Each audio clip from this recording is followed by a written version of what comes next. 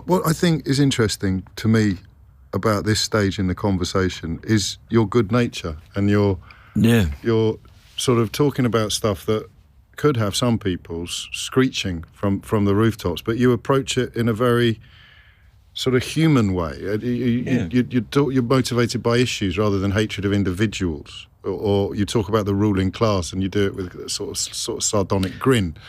Well, I just think this is a fact. See, people get very frightened of this term class, and there's a ruling class, and then there's a working class. Or an owning class, I suppose. Yeah, whatever you want to call it. But there are people that own the means of production in any society. I mean, Jeff Bezos isn't some benign character. Elon Musk and all the ones over here that manage to keep themselves more anonymous than these people.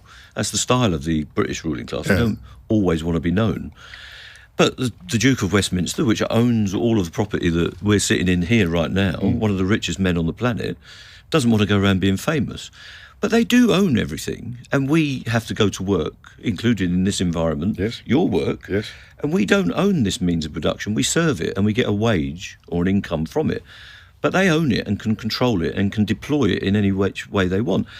I'm not frightened of that, because that's just been explained to me, and I've learned it. You know, I read The Ragged Trouser Philanthropist when I was very young, and that seems like perfect common sense.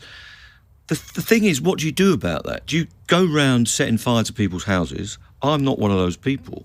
I'm not a Leninist or a Trotskyist or a Stalinist or whatever. I'm not an anarchist. I actually believe in Labour movement values, that we organise people and educate and then move them on through continued reform. I get accused of being a reformist, and I think, well, that's what I am. You can't blame me for what I am. I don't particularly want a revolution that destroys the important structures of our communities, because I actually think we need a police force. Right. I think the country needs to be defended from aggression. I don't want to be aggressive against anyone else. I believe we do need the state. I don't want to tear it down. I want to change it. So, you know, and some of those people have got to give up the idea that they can control everything. And I think one of the ways you do that is through regulation, proper progressive regulation and progressive taxation.